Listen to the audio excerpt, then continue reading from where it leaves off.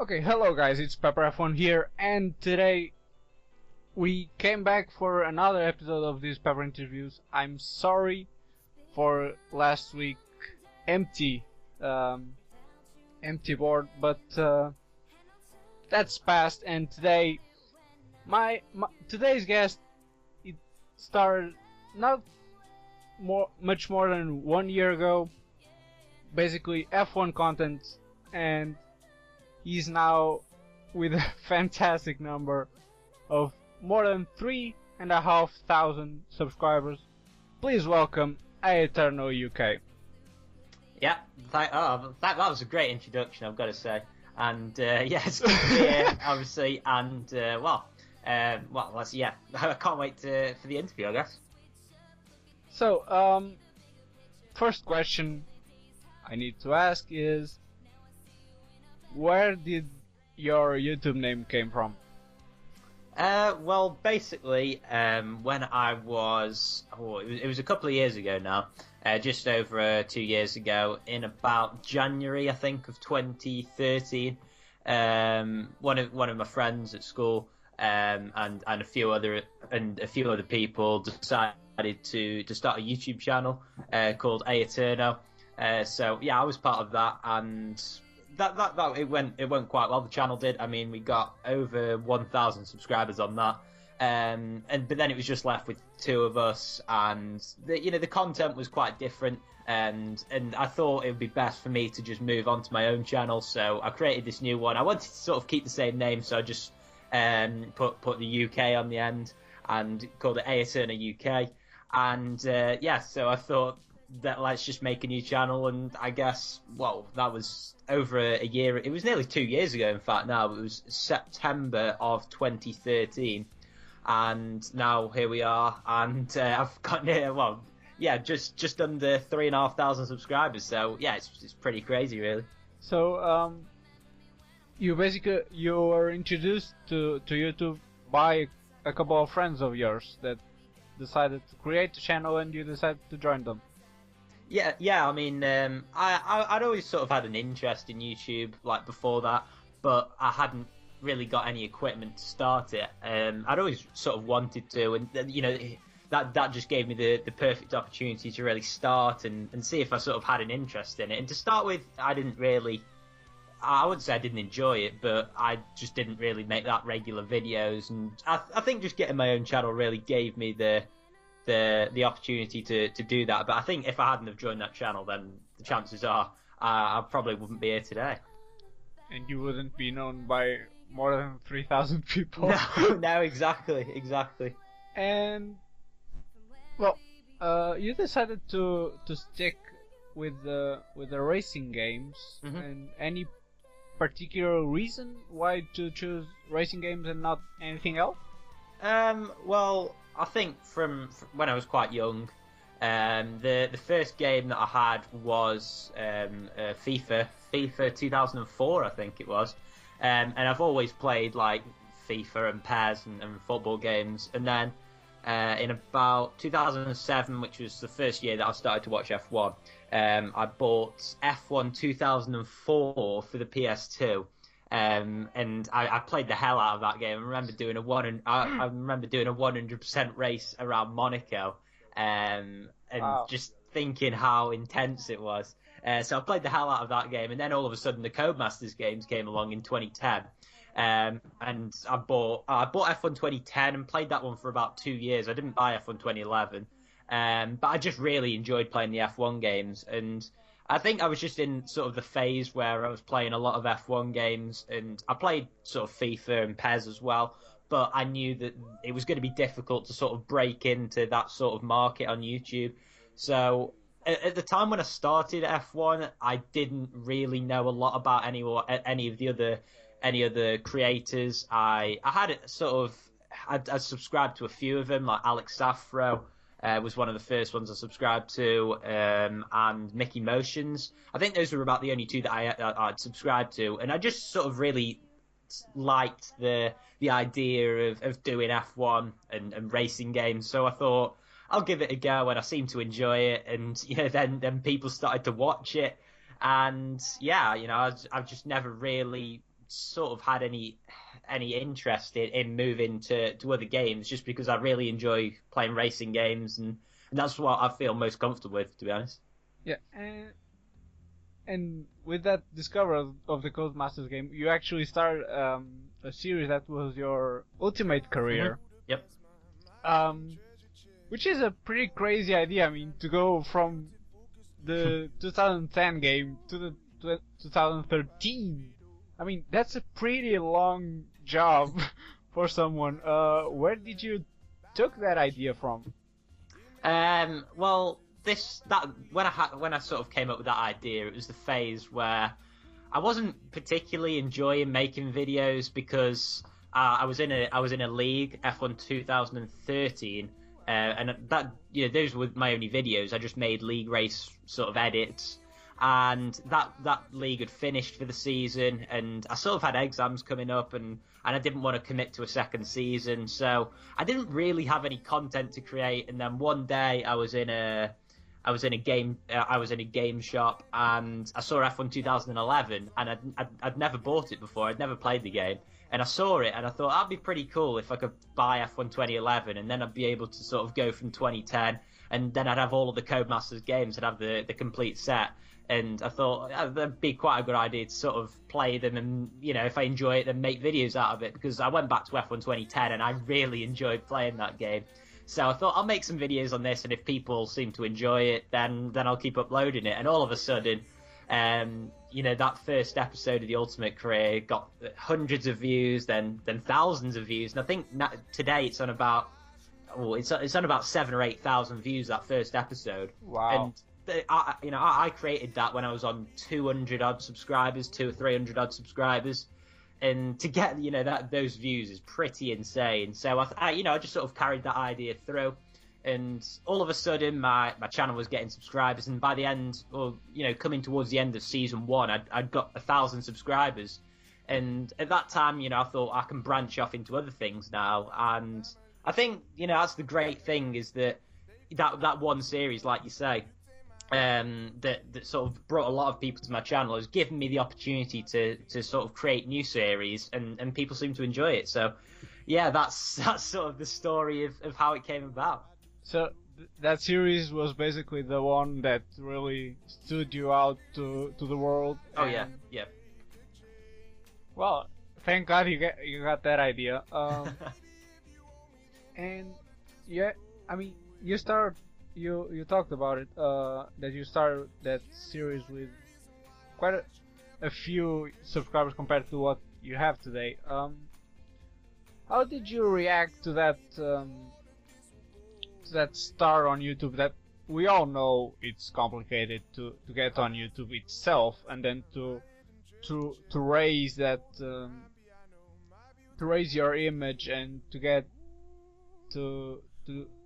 get subscribers and really create a community. I mean, how did you react to all that? Well, to be honest, like I say, I was in that phase of YouTube where I didn't really know what to make, and I think the thing with me is I've always made videos because people have enjoyed them. I see no point in continuing any series that the other people don't enjoy. I mean, if I enjoy it, then it's all well and good, but if the viewers don't enjoy it, then I start to not enjoy it myself. So I always sort of wanted just to sort of make a series that people would say, oh yeah, I love this video, when's the next one coming out? And to reach that sort of stage, I wouldn't say I've done a lot. I wouldn't say I've done many things differently to what I was doing, apart from just sort of thinking of new ideas that are different from what's been done. And all of a sudden, you just fall on a series that people seem to enjoy. So it is incredibly difficult, like you say, to get yourself out there. And I don't really think there's a given formula to it, apart from just sort of pushing your own boundaries. Like for me, like when I started making the Ultimate Career, my editing skills were pretty limited. But throughout the course of that season, I was pushing myself to sort of become a better editor. And I think people did appreciate that. And yeah, I think that's probably the key to it is just keep pushing your own ability. and all of a sudden, it'll bring people because you never know, you might be good at it.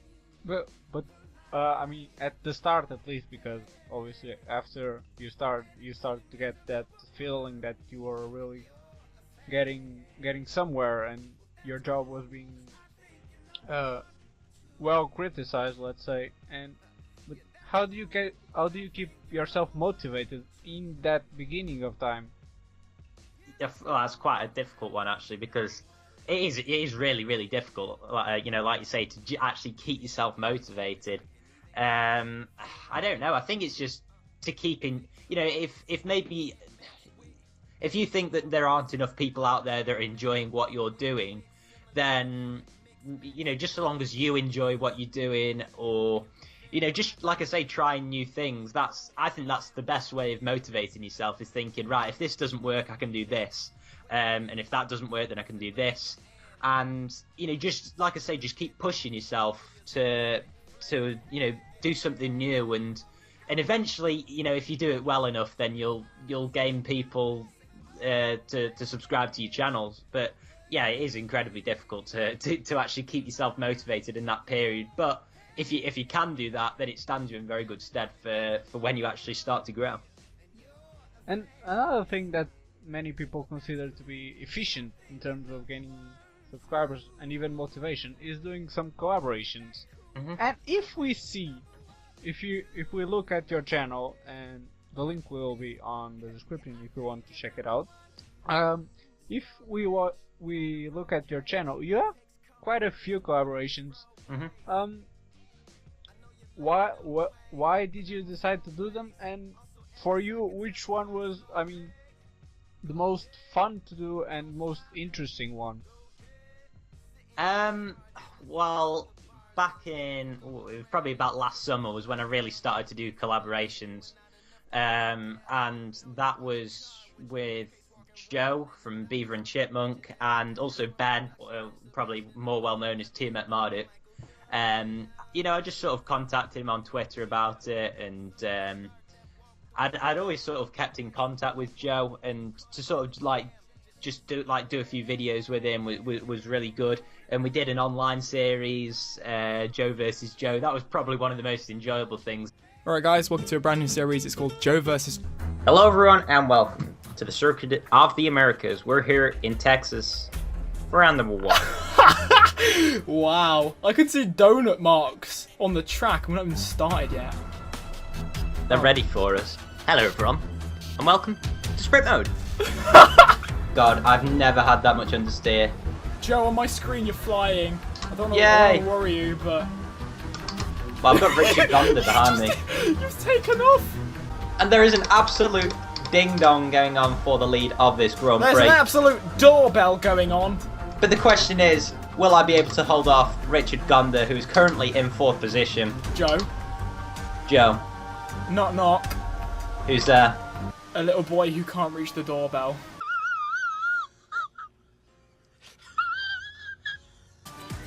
Oh, Richard Gonda is inside of me once again. I'd rate this R, I would. This is not for under 18. This F1 is 2014 R-rated edition. Okay, I'm gonna go down the YOLO. Okay, I've punted Richard Gonda. I just got punted by someone who's invisible. Oh my god! He spun me! Yes! Yes! Last corner! He has punted me! Driving. And somehow still second. Wow, he's definitely a pad user. I have not seen traction like that. Since sliced bread. Yeah, pretty much. You will find me lagging all over the place. I've done on YouTube. It was just really good fun to do. And and obviously make videos on. The most interesting was probably with Ben, because it was in the days where I only had about 400 or 500 subscribers, and obviously now he's on about 80,000. So, I think back then he was on at least 50,000 subscribers. I'm pretty sure 50,000. So for him to actually agree to do it was absolutely amazing. Well, guys, this season has been a roller coaster ride, and it does not stop there. We're at the Abu Dhabi Grand Prix today for the finale of the F1 2010 career mode. And, well, we've got a shot at the title. What more can we do apart from give it our absolute best? We've got a great qualifying and race ahead of us for the finale, and let's start off, as we always do, with qualifying.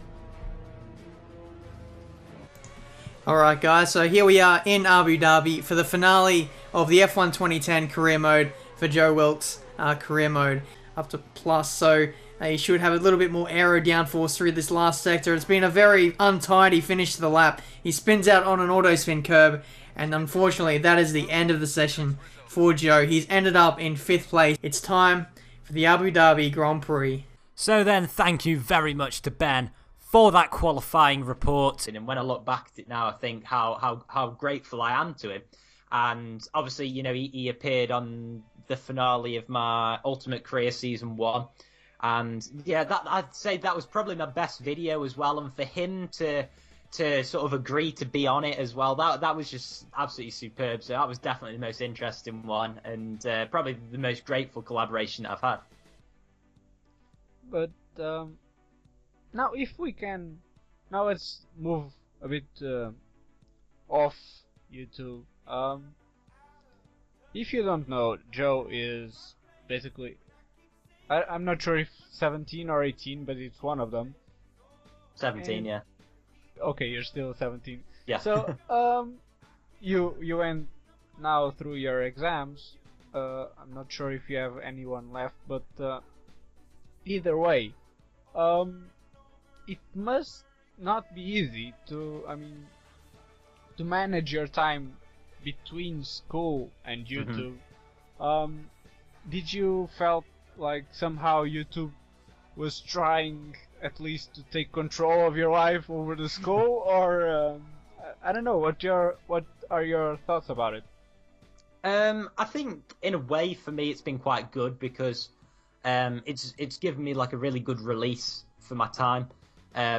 Like nowadays, so much of my time is taken up with college work and what have you, but to just sort of have that bit of time to myself where I can just sort of do what I want on, playing F1 games and what have you, and then editing them. I think if you get the balance right, which I'd like to think that I do, it's a really, really good, sort of release of your time, because you don't want to be spending your whole day just, your head in a book and studying and what have you, because, that's not good for you. You're not learning. I don't think that's probably the most effective use of your time. But yeah, of course, it's felt as if I've wanted to make more videos, and it's felt as if YouTube has wanted to take over my life. But I think sometimes you've just got to think what's best for you, and what's best to sort of find that balance. Recently I really haven't been able to upload as regularly as I wanted. For the first time in about a year, I had a 3-week gap between videos. It's obviously not something that I like to do, but with exams and everything, it's been so difficult. But, now I'm sort of back and making a few. It's been really fun, and it is, like I say, it's just about finding that balance between having a life outside of school and then doing that work as well. And now this is a more like let's say a tricky question. What do your family think about it? It's not really sort of a topic of conversation, to be honest. But no, they don't mind whatsoever. They're just sort of. I've obviously sort of my equipment and what have you. I've just sort of got that all myself, and yeah, it's just sort of something that, like I say, it's just something that I can do by myself and just give myself a bit of time to myself. So yeah, I think that's one of the things that's really good, is that it's something that I've built myself, and it's quite good for sort of like building my own independence, I guess. So yeah, it's a bit of a weird one, I guess, but yeah, it's just sort of a thing that I've done by myself, really. Yeah, but first, do they actually know about it? And yeah. Secondly, do they watch your videos, or do they sometimes commentate on them? Do you get any feedback also from them? I'd be very. I really don't know whether they actually know that YouTube exists. Right, that's the feeling that I get sometimes with some of the comments they come out with about technology. But yeah, I don't know. I don't think that they really have a great knowledge of it in the first place. But no, I mean, they obviously don't stop me or anything. So yeah, it can't be that bad. And outside of your house, I mean, outside your family, do you have any friends that know about you? Because there's one like unwritten law that Niren talked about in this first interview of this series, that the first unwritten law is that you shouldn't tell your friends to subscribe to your channel, because eventually they will be subscribers, but they won't, I mean, care about it. So do you have any like friends in your circle that actually subscribe to and are constantly watching them and really supporting you through that channel, or just more outsiders, let's say? Well, you know, like I say, like the whole YouTube thing, and to start with, came from school itself. So yeah, it was pretty difficult for them not to know about it, if you know what I mean, because you know, this channel initially was just sort of like a thing which was set up in my year at school, and then sort of whoever wanted to join could join, and you know, if they made videos that were good enough, then they'd keep on. But I think at the moment, you know, there are still a couple of people who like do watch my stuff and like comment on it and what have you, and like it, like literally like actually enjoy watching it. But yeah, I mean, like I say, there are a couple of people who do still watch it. But to be honest, like not many of them are really subscribed. Like I say, it's just sort of a thing that I do by myself, to be honest, and it's not the sort of thing that I bring up in sort of day-to-day conversation. But yeah, it's a weird one, because I didn't actually expect some of them to sort of still be watching my stuff. So it's pretty cool that they do. And yeah, I guess that's it. That's it, really. What was your best experience as a YouTuber so far? I mean, what was that moment that you realized that you were a YouTuber and actually someone recognized you and really, I mean, went to talk to you because of that factor? I mean, for you being a YouTuber, and actually, I don't know, that contact between persons that really care about you. I mean, what was your best experience? Oh, I'd say without a doubt that I'd be being an AOR commentator. Obviously, it's like such a well-known league, and there are so many people that are a part of it, and the highlights have been going out for the best part of 3 years now, I think. And there are thousands of people who watch it, and I remember back in the day me watching it, thinking how cool would it be to commentate on that. And then when the people, you know, like the first person to contact me about it was Ryan L83, who asked me to commentate over the PC highlights. So that, you know, when he asked me to sort of be like a main commentator, it was pretty surreal, because you know, I'd been watching those highlights for so many years, and then to be sort of one of the main commentators on it was amazing. And then also to be contacted about the AOR Pro Mazda, which is an iRacing league, if people don't know. And like a full-time commentator on that as well. I've done a good 4 or 5 commentaries on that. So yeah, I'd say that's the time when, you know, because there's obviously only 2 commentators, and one of them is Justin, also known as Fate Ghost Pirate, and he's a fantastic commentator. I mean, he's been commentating on things for years, and then, you know, to be commentating alongside him, yeah, that's when I knew that people had sort of like taken recognition of sort of my abilities, because, you know, I'd never commentated on anything like that before. So it was pretty cool to sort of get the experience, and then I don't know, it's pretty cool to know that people sort of notice your skills like that. And do you have any person that YouTuber or not, any person that inspired you to, you know, to try at least to dream of getting involved with it? I mean, there's any person you'd be thankful to be where you are now? I think, like for a very long time, I only really watched sort of F1 videos. So, my inspiration, sort of when I was struggling to be motivated, to sort of make videos. I think Ben Tim McMurdo was definitely the guy who I looked up to because he was smashing it. He was gaining so many subscribers, and I think sort of his style of video was the sort of style that I was aiming for. I mean, obviously you've got guys like X Matty G and Arava. Those are probably the other two guys that I look up to. Obviously Matty, being a commentator as well, is the sort of guy that I sort of aspire to be like in a way, sort of like commentary wise. And Arav as well. The way that he edits stuff is fantastic. So I think it's a combination of a lot of things. And then more recently, I've started to watch quite a lot of FIFA on YouTube. There's a YouTuber called Spencer FC, which I'm sure a lot of you guys are probably familiar with.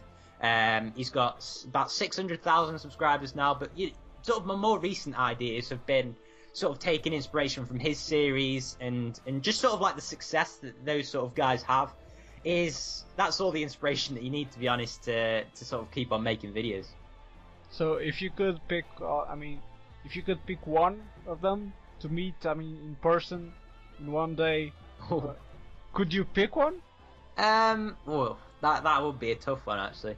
I'd say I'd love to meet someone like Spencer. Being sort of like one of those bigger guys and. Just to sort of like talk to them about their experience, over the years and what have you. And I know that he's done a lot of like work outside of YouTube as well. Or not outside of YouTube, but sort of like in other countries, like going to football games in other countries and sort of making videos on that. So I think that'd be really good to speak to him about sort of the opportunities that it sort of gives as well. So yeah, I'd probably say him. And obviously you still have a long journey ahead in terms of getting a job and stuff. But do you think YouTube can, help you get any dream become true, or YouTube is a bit off the true way, let's say, that you want to go with your life? It's a tough one because like the avenue that I want to go down is a lot different to this. I want to go more down sort of the engineering side of things. Obviously the end goal would be Formula One, of course, but it does sort of interlink, I guess. But doing this has sort of just opened so many new opportunities, and if I hadn't have done this, I think I would have been going down quite a narrow path. So I think this has definitely broadened my horizons for sure. And it also gives me a good sort of dilemma in the sense that if one day the opportunity would come around to do something like a commentary, then that would be fantastic. And without doing this, I don't think that sort of thing would have arisen. But yeah, it's a tricky one because obviously what I want to go into is of no relation to this really whatsoever. But yeah, it does sort of give you quite a good dilemma. Because it's so I find it tricky because it's hard to choose one thing to do for life, and then, for example, starting on YouTube and actually see that you're good at YouTube. It probably does a bit of confusion to the person because you have that one thing that you always have been dreaming of, and then there's YouTube, which you actually didn't dream at all, but you're actually good at. Do you think, can you ever separate them? Come to a day and, okay, I'm doing this and this part of my life is over. Do you think you'll ever be able to do something like that? It'd be really tough if I did have to do that because, like I say, it's just something that I really enjoy doing. Sort of aside from everything, like you say, you can just sort of, you do this and then you do that on the side. And yeah, it would be really difficult. I think obviously the day will come where I have to stop it all. When that day is, I don't know. But yeah, it's a tricky one because it's just sort of like you say, you dream of something and then this comes along and it's fantastic, to actually have this sort of dilemma, in the sense that you can be good at various different things and then you have a choice of what you want to do. So yeah, I mean, it would be incredibly difficult to stop this if I did have to, but like I say, it's just opened so many new opportunities for me, and I'm really really grateful, and hopefully still got a long time to go.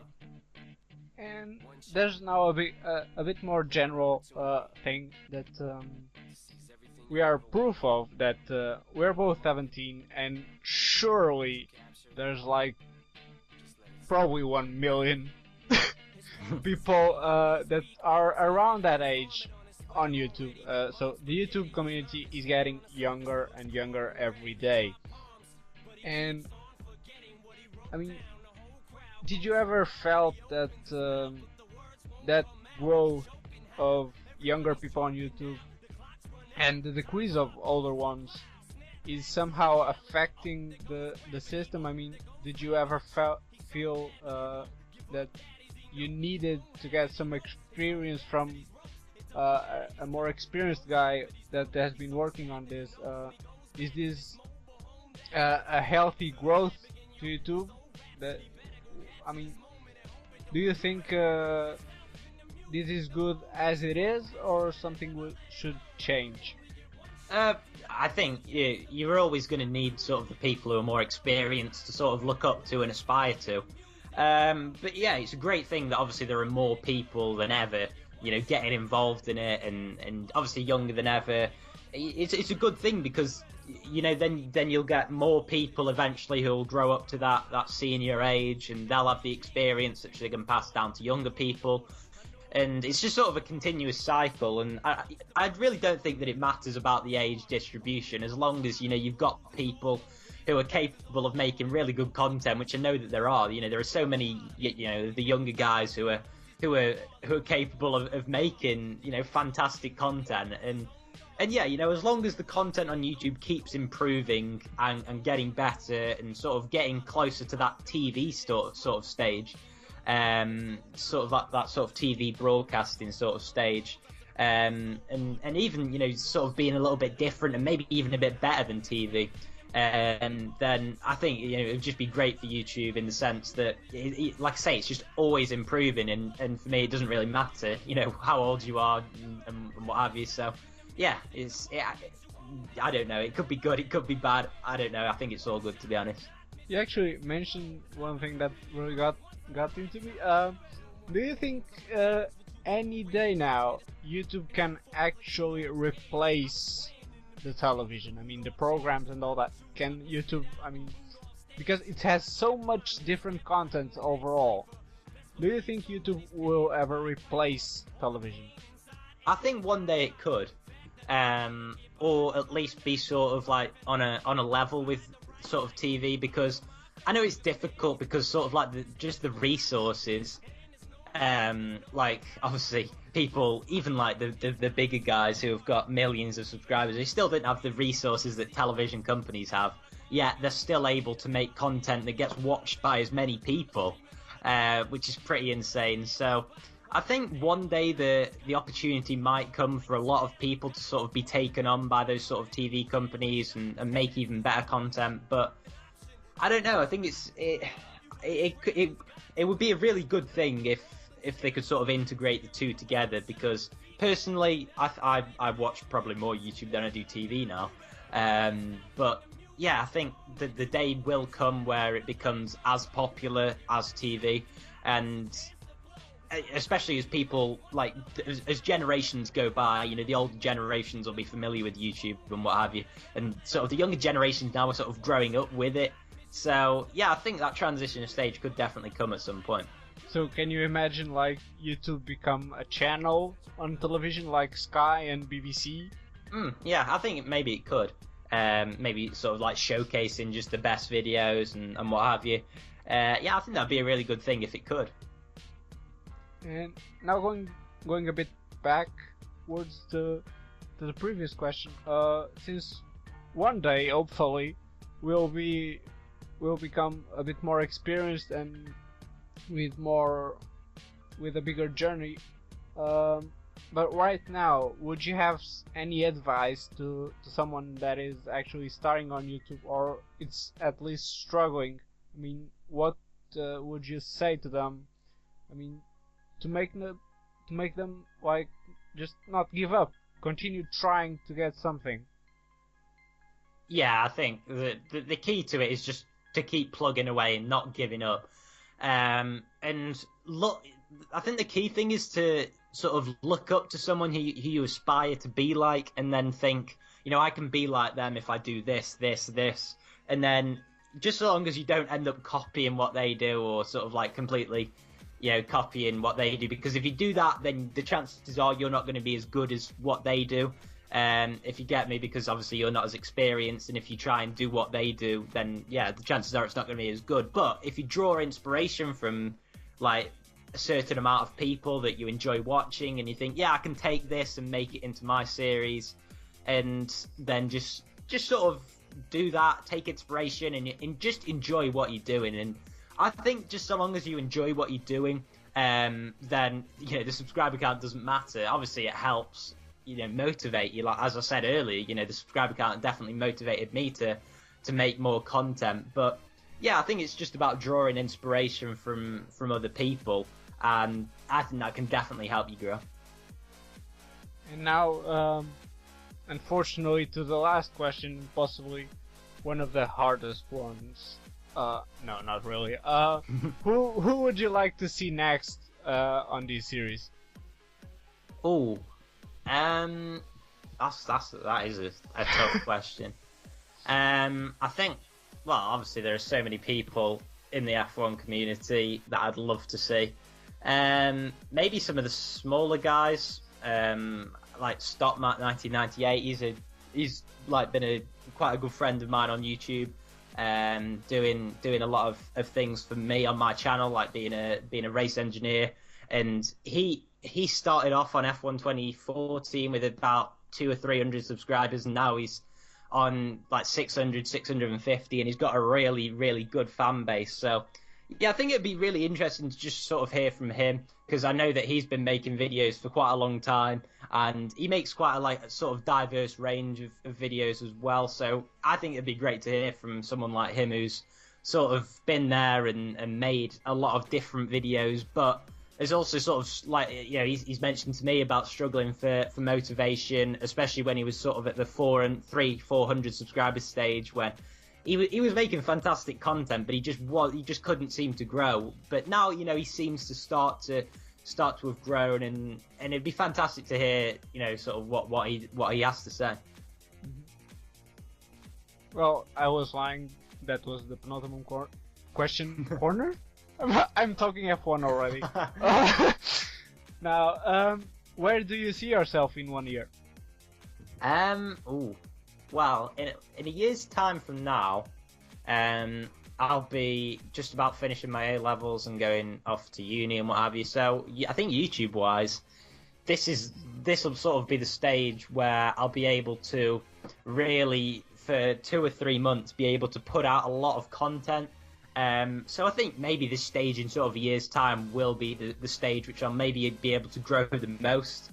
I know people like Arif, he like this time last year, he was able to put a lot of dedication into it, and now he's up on 30,000 subscribers, which is fantastic. So yeah, in a year from now, I'd like to see myself on maybe 6,000 or 7,000, maybe even more subscribers this time next year. My eventual goal for the end of the year, I set on the very start of this year, I said to myself and to other people, I want to try and get to 5,000 subscribers by the end of 2015.